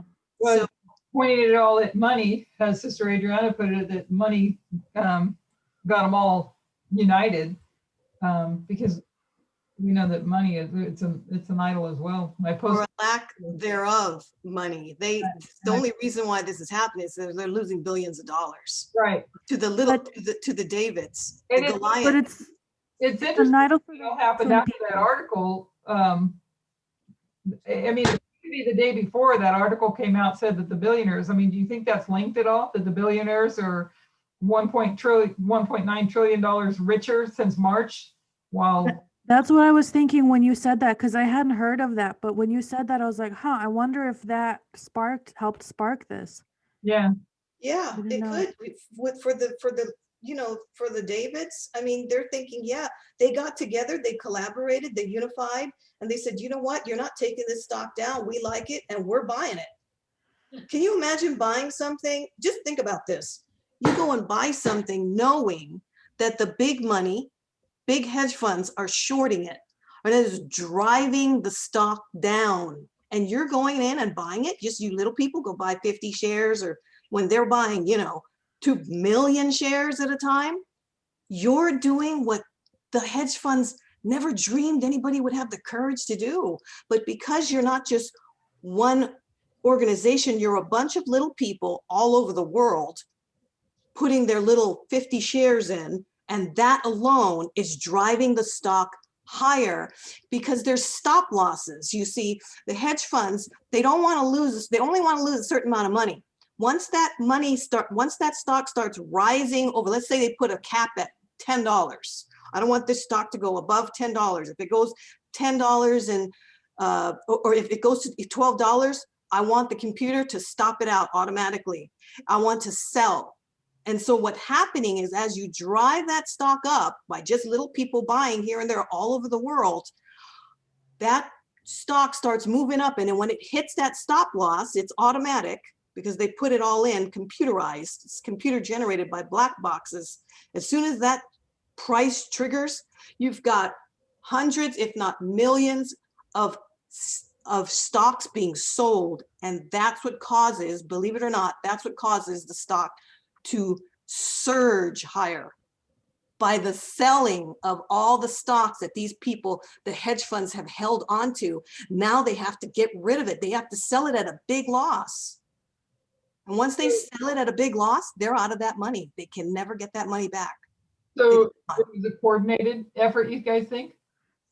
So here's the thing is that the people who are into this, that's, if it stemmed from that Reddit forum where they all kind of coordinated it, they made sure they told everyone, do not put in money that you can't lose, because this isn't about the money. This is to demonstrate to the rich that we can do this. And they use social media to coordinate this, and it's still all over social media. Everyone's saying, okay, now we're taking Dogecoin to the moon. Everyone invest in Dogecoin, hold the line, don't sell it. There's this all this craziness happening. But what they're doing is there's also this, I don't know if it's a hashtag or a saying, but basically eat the rich. They just want to destroy them. It has nothing to do with them gaining money. It's just to bring down the billionaires because they're sick of the social injustice, inequality, the fact that there's two judicial systems, one where the rich always get away with everything, and then one that over punishes everyone who's poor. You know what I mean? Yeah. So they're just, but what's the retaliation and the backlash that I'm worried about on this is this made it very clear that social media, online, Facebook, Twitter, Reddit, every forum, everything that these generations have, access to, they can use to coordinate attacks against the rich like this. So I'm really worried what's going to happen now with them trying to disrupt this, because you can't just expect that this is going to be a complete win. There's going to be they're going to fight back. It's not going to be. This is one of the reasons why when you sometimes you would see hedge funds, like somebody in charge of a hedge fund just, committed suicide and jumped out of a building, and because they just lost money that people gave them, their retirement. Right. I mean, this is a psychological thing. I mean, Yeah. This is huge on the part of the hedge fund managers, because once that money is gone, once that trigger has been sold, they can never get that money back. There's no way of getting that money back. It's gone. So they have lost many people's retirement, and now they got to go to them. And some people just want to kill themselves. I mean, they just don't want to do that. So that's how serious this is. And when I told you, remember, just think about little people buying some shares and spending money and buying something that they know is probably a loser because big hedge funds are shorting it. They took a huge risk, but guess what? The Davids won in this case. They won. And just because of this one example, this can start a trend all over the world with little people just buying 50 or 60 shares. But if a million people all over the world bought 50 or 60 shares, you could take out big hedge funds. What's going on here too, Sister Donna, thanks for the information, but I've been reading about this in the Wall Street Journal, and Elon Musk, who's the richest person in the world, is cheering them on. And that means, he's in there to help them as much as he can. And it says the impact on the market has been nothing short of extraordinary. GameStop stock has seen violent swings with daily percent increases jumping into the triple digits. Pressure on investors who had previously shorted the stock, a bet that the price would drop, nearly bankrupted at least one hedge fund. Elon Musk, the world's richest person, has made the group of Redditors his cause. He's behind them totally, cheering them on in a series of tweets this week. Yes. At the same time, numerous Wall Street analysts railed against the traders, arguing that they had made a mockery of the markets. Now, the blowback is going to be regulations possibly from the federal government to step in. I'm saying this, that's what I've been hearing today. The Yes. blowback against them has even made for strange bedfellows in Washington. Politicians on both sides of the aisle united briefly in their contempt for Wall Street's response to the young traders. All the while, the band of misfit traders continued laughing all the way to their digital banks. Yep. Yeah, so this is what's going on. This is gonna play out though. They've already, set the pace for this. This is actually freedom for the little people. Yeah, absolutely. So what happens to all those retired people that lost their money? Okay, all those hedge funds, well, for one, the managers of those hedge funds will be fired if they don't commit suicide or something, because you can't, once the money's gone. You can never get it back. So So all those, that money that they played with, which is not supposed to be, you're supposed to have them in, like market funds and, you're supposed to put retirement and things that are not volatile. Now the traders are all in there because now you've got volatility, you've got big swings going up and down, and traders can play the game every day and make millions of dollars because now you've got big swings. You make money when you've got big swings as numbers. You don't make money on little 20 cents here and 20 cents there. When you've got big, huge swings back and forth, the traders are making tons of money. So now you brought in all the big traders that are going to be riding this volatility wave going up and down for who knows how long. It's turned into a game, but the hedge funds are done. There's no way unless they start playing these swings. But the thing about hedge funds is that they're not traders. They're not traders, they're brokers, and they were never taught how to trade. So the volatility scares them. They get out. They don't know what to do. Well, When the traders come in and they're having these big swings up and down, that's huge. That's a trader's heaven to have big volatility swings going up and down. That's a trader's dream. but what happens to all those retired people that have now retirement, lost all their money? Their money is gone. Their money is gone. And you know what? The hedge fund managers will say, well, nothing is ever for sure, and it's always a risk. So we're rooting on all these little guys, but they're destroying people's lives. No, I don't think so. I think, see, the little people who came together and said, you know what, we're not going to let you trash GameStop because we happen to like GameStop because we're gamers. And we like the symbolism that GameStop represents. They didn't go in it knowing that they were going to ruin people's retirement funds. It's the hedge funds that are not supposed to be trading with your retirement money. They're not traders. They're not even trained as traders. They're brokers. It's mostly rich people who put their retirement money into hedge fund stuff, and they usually do have other backups too, but it's usually the rich who do that. Yeah, but the rich they're not traders. Traders are totally different. No. I'm talking about the people who put their retirement money in there and trust the hedge funds Yes, with it. with Yeah. their trust. Yep. Yeah. And they're supposed to have their money in things that are not, not volatile, not putting it in GameStop or any one stop. They have like technology shares, and they have investments, that have a steady growth over time. Trading is not that. You just don't put that kind of money in some volatile single trade on a single company. You don't do that. So did it wipe out some of the wealth of the rich? It wiped out a hedge fund, and a hedge fund has wealth from all over in all sectors.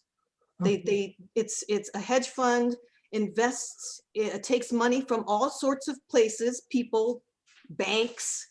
Hedge fund has monies from all over. Could be real estate, whatever. They take all this money and they start putting it in things, but they're not supposed to put it and trade it on a single company, like especially something like GameStop. That's just not ethical. That's not you're not a trader. That's something a trader would do. That's not something a hedge fund, a manager of a hedge fund or a broker would ever do. But they did. So they're at fault for. They're at fault. Yep. And there's nothing you can do if you had your retirement and you were paying 30 years into a particular fund, Right. that at retirement, it's gone. Then that's the point though, is because that's why it's hypocritical, because they're never supposed to go in there manipulating the market the way they do, but they did. And now that the people are doing it too, they're getting mad. But the people manipulated the market. They were In just my getting opinion, pre-traded though. The people who manipulated the market, which are the little people, did it in an ethical way, because they bought, It was for 50 them, not for shares. someone who trusted them with their money, right? Yeah, it was their own money, and they were willing to take the loss. They were going to buy 50 shares, however it was cost, and they were going to say, you know what, I can afford to lose this money. That's what they went in with. They said, I can afford to lose it. Never did they dream that they could ever win. They took a risk, and it turned out on their side. So it's not the little people. It's not the guys that bought the shares for GameStop. It's the hedge funds. They have a responsibility, and they have to abide by laws and ethics. And they didn't do that. You're not supposed to be putting people's retirement money on one particular stock.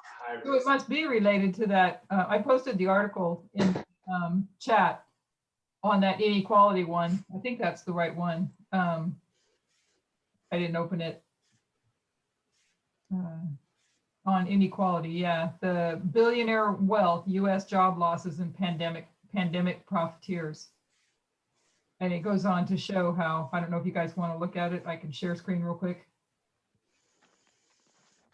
But it shows all the 10 months into the crisis, 660 billionaires see wealth rise 40%. Yeah, I heard that. 40% is a lot of money for these billionaires, right? 40% of my little measly money is, you know what I'm saying? That's a lot of money. That's a lot of billionaires. How do we get 660 billionaires? So the collective wealth of all US billionaires has increased over 1.1 trillion since mid-March, nearly 40% leap during the past 10 months of national emergency. This wealth windfall could pay for all the relief for working families contained in the 1.9 trillion coronavirus relief package approved by Biden, leaving the nation's richest households no worse off than they were before COVID-19 hit. The combined fortunes of the nation's 660 billionaires as of Monday, January 18th, was 4.1 trillion, up 38.6% from their collective net worth of just under 33 trillion on March 18th, 2020. And then it goes on, at some point it starts talking about the, how many people are out of work. 25 million. Ordinary Americans have not fared as well as the billionaires during this pandemic. Over 25 million have fallen ill with the virus and more than 420,000 have died. Collective work income of rank and file private sector employees, all hours, work times, the hourly wages of the entire bottom 82% of the workforce declined by 1% in real terms from mid-March to mid-December. Over 73 million lost work between March 21st and December 26th. 16 million were collecting unemployment on January 2nd. Nearly 100,000 businesses have permanently closed. 12 million workers have likely lost employer-sponsored health insurance during the pandemic. 29 million adults reported between December 9th to the 21st that their household had not had enough food in the past week. From November 25th to December 7th, between 8 and 12 million children lived in a household where kids did not eat enough because the household could not afford to fully feed them. 14 million adults, 1 in 5 renters reported in December being behind in their rent. Yep. Sad. Here's some of them, how much they grew. What's it saying about Elon? And he grew wealth too. His wealth grew by over $154 billion from Oh, 24.6 in March to 179.2 billion in January. Eightfold increase. Boosted by his Tesla, the boost in his Tesla, the boost in wealth of the SpaceX founder over the past 10 months is more than twice that of any other billionaire. The $154 billion growth in wealth is also about 7 times NASA's $22.6 billion budget in 2020. wow. Wow. And Jeff Bezos, he's another one that's, Yep. yeah. He's Facebook or Twitter, one of them, Amazon. Amazon. Yeah, and I think it was talking about how tax reform doesn't help. I know that's what that's mentioning right there, but I think it was at the end of it, but maybe this is it, but I'm not sure. I'll read it real quick. Tax reform that ensures the wealthy pay their fair share, the principle the Biden tax plan is built on, would transform a good chunk of those huge billionaire gains into public revenue to help heal a hurting nation. But getting at that big boost in billionaire fortunes is not as simple as raising tax rates. Tax rules let the rich delay, diminish, and even ultimately avoid any tax on the growth in their wealth. What's needed is structural change to how wealth is taxed. The most direct approach is an annual wealth tax on the biggest fortunes proposed by Senators Warren and Bernie Sanders, among others. Another option is the annual taxation of investment gains on stocks and other taxable assets. So it's I put the link in there so if anybody wants to read the whole thing. But I wonder if that has anything to do with what happened. And yes, thank you, Sister Donna, for helping us with all that. And Adriana as well. I wouldn't worry about the billionaires. They have lots of, safety precautions for things like this. It's the average people who have their retirements and their 401ks and their IRAs. Those are the people that are going to hurt the most. I'm not necessarily worried about that. I'm looking at trying to figure out how this goes into all the whole inequality thing and what they actually did and how it's going to eventually affect them. Because we know, and I posted the verses in here, I've always known these verses have to come to at some point in time, because that's what we've been seeing happening more and more. And this is like huge, it seems like. But in James chapter 5, go to now, you rich men, weep and howl for your miseries that shall come upon you. Your riches are corrupted and your garments are moth-eaten, your gold and silver is cankered, and the rest of them shall be a witness against you, and you shall eat flesh as if were fire. You've heaped treasure together for the last days. Behold, the hire of the laborers who have reaped down your fields, which is of you kept back by fraud, crieth, and the cries of them which have reaped are entered into the ears of the Lord of Sabaoth. And then you also have, I think it was Ezekiel 7:19, when it says that they'll cast their silver in the streets, and their gold shall be removed. The silver and their gold shall not be able to deliver them in the day of the wrath of the Lord. So whenever this comes along, because the money was a stumbling block to them, but I just wonder how that, eventually leads to this, because they lose their wealth, if I understand correctly. So maybe this isn't it, but this is what, a warning to them? You guys understand it better than I do. Yeah. Wow. Well, I mean, it's interesting that it's happening in our time of trouble too, Yeah. Right. because it's sign of what's to come in the final one, which is, I guess, the one the Revelation's talking about. But one of the people that I saw was saying, everything is going up, up, up, but this is exactly what it looks like right before a big crash too. So we're probably looking at some red months coming up in the future, because when they do decide to sell all these, then but we'll see what happens. But they're very powerful when they all come together, but it's not necessarily always going to be good, because at one point it's going to be their animosity towards us that unites them. A crash always comes at the top. You have to have a bubble.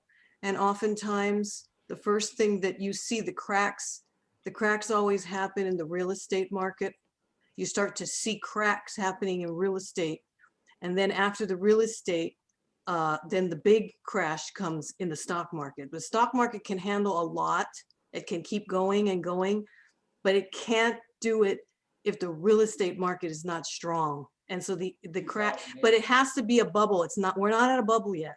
We're not at a bubble. It has to be an inflated, like everybody's so exuberant and they think life is just so fantastic. And, you know, it just, and we're not there. We're not anywhere there. So there's not going to be a crash right now. We're kind of at a real bad, economically, we're not in a good place. So It's not like 2008. There was a real crisis there where it was almost ready to collapse until Obama allowed, you know, the banks to get bailed out.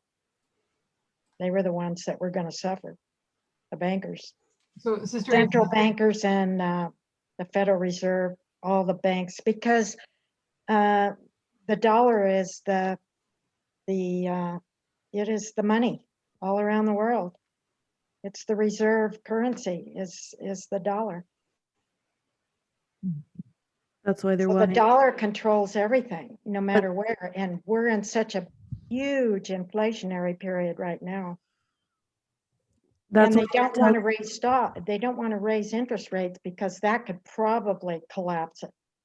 That just shuts everything down if they raise the interest rates. That's why they're telling everyone to invest into Bitcoin and cryptocurrency because it's Yeah. decentralized banking. Yeah.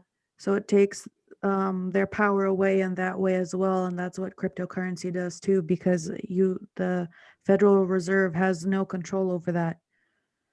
You know, it's Yeah, yours. exactly. You have control over it. No one else can mess with it. So anyways, Elaine, you were going to say?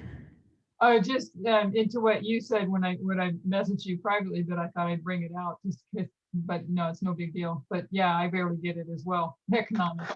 Yeah. With the housing, yeah, I have no idea how Donna probably knows better. Like, is it a good time to buy a house, or is it to wait till a crash happens, or how does it work? you know, I haven't really been watching it, but what was a good time for us to buy a house? So I would say by looking at everything right now, I personally, if I was a big time trader, I would be looking at this opportunity coming out of COVID-19 and everything as a buying opportunity. It looks like there's a lull, kind of a stagnant, and then might be a few, you know, maybe a few glitches. Every time the stock market goes down, it's a buying opportunity. So if the stock market goes down, you know, 600, 700, maybe 1,000 points, I can guarantee you hedge funds are buying. So there is no way that this time is a selling opportunity at all. And if people think they got to sell because, you know, oh, the crash is coming, the hedge funds are picking up your share and buying from you. And they're buying at the lows. So that means The reason I asked Sister Adriana this is because it just so happened today that Jessie texted me that she was looking at a condo to buy and asked. Yeah, well, I mean, this is definitely good for, look, the interest rates are so low. I mean, this is really, if you can buy a house with the interest rates or refinance, I mean, this is like the best time. So isn't it when rates go up that the prices drop? Yeah, that's how it works. When rates go up, that what prices drop? The home values drop. No, not necessarily. Not necessarily, no. I mean, she was asking me questions, and with everything we're talking about tonight, I'm thinking, you know, I wouldn't want her to go and do that, and then. Oh no, this we are nowhere near a selling.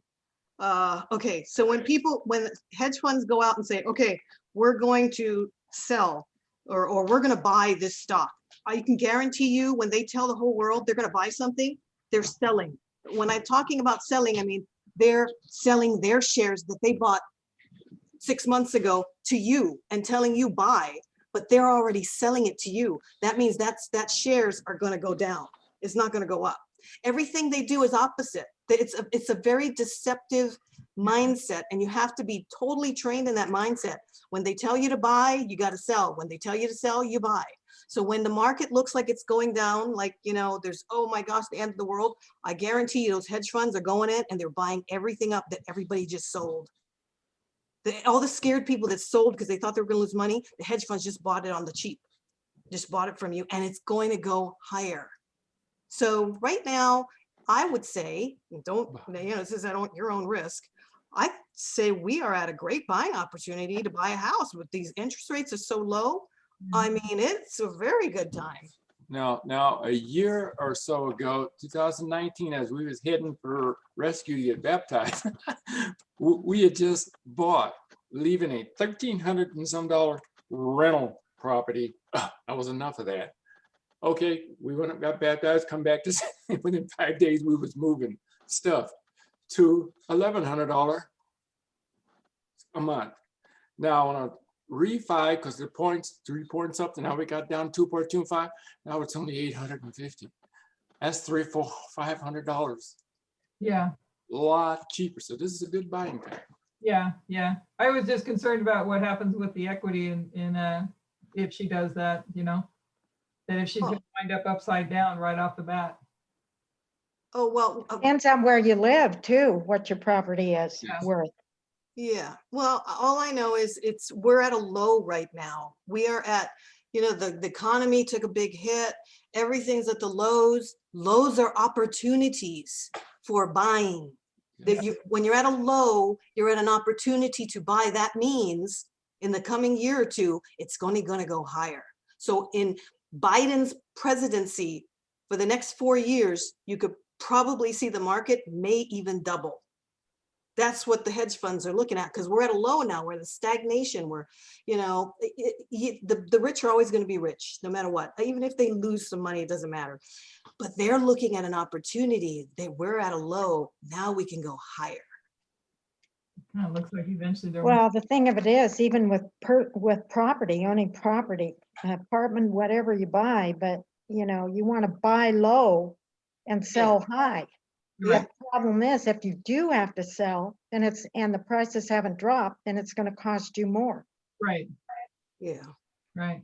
And you don't, that's going to hurt. It'll be interesting to follow this, and maybe, I mean, it's over my head, that's for sure. To try to understand it a little bit better, just to see how it fits in prophetically, because it seems to be a pretty big event, especially, you know, with that article that I was just reading the other day on that.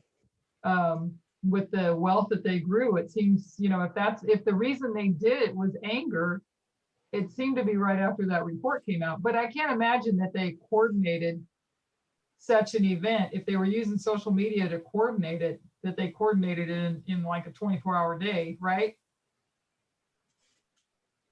Because you guys are saying they use social media to coordinate the whole thing, right?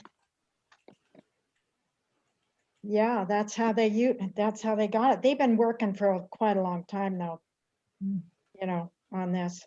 Well, let's close in prayer, and I'll get a good night's rest and come back here refreshed in the morning. And tomorrow, by the way, I did send out already I just sent it with the Friday stuff. I didn't send notes yet though. That Elder Parminder is presenting at 9:30. So we'll have the schedule with a shortened Sabbath school, and then Elder Parminder, and then have lunch, and then come back and do our 2 studies. So, Sister Adriana, would you like to close in prayer? Sure. Dear Heavenly Father, Lord, we thank you so much for this evening study. We thank you so much for helping us to review the history of the fall of the King of the North in Papal times and the battle that they were waging with the King of the South. Continue to help us to be watchful and look at the events in our time and see how this might be applicable. Give us wisdom and understanding in these things, and help us to continue to watch carefully all the events happening around us, because these are very important things, Lord, and they show the stress of the people and their situation and what's in their minds and what's in their hearts. Help us, Lord, to continue to be good examples to everyone around us, and help us to always be on the right side of things. Help us to take time, look at everything carefully, and understand where we are and when we are and what we are to do. Continue to help us to draw closer together as this movement continues to try to get organized in a proper way so that we can function as well as possible when we have the work to do. And bless the Sabbath that we have coming up, and the presentations we'll have tomorrow, and the speakers, Lord. We thank you so much for this fellowship, and we pray all of these things in the Lord Jesus Christ's name. Amen. Amen.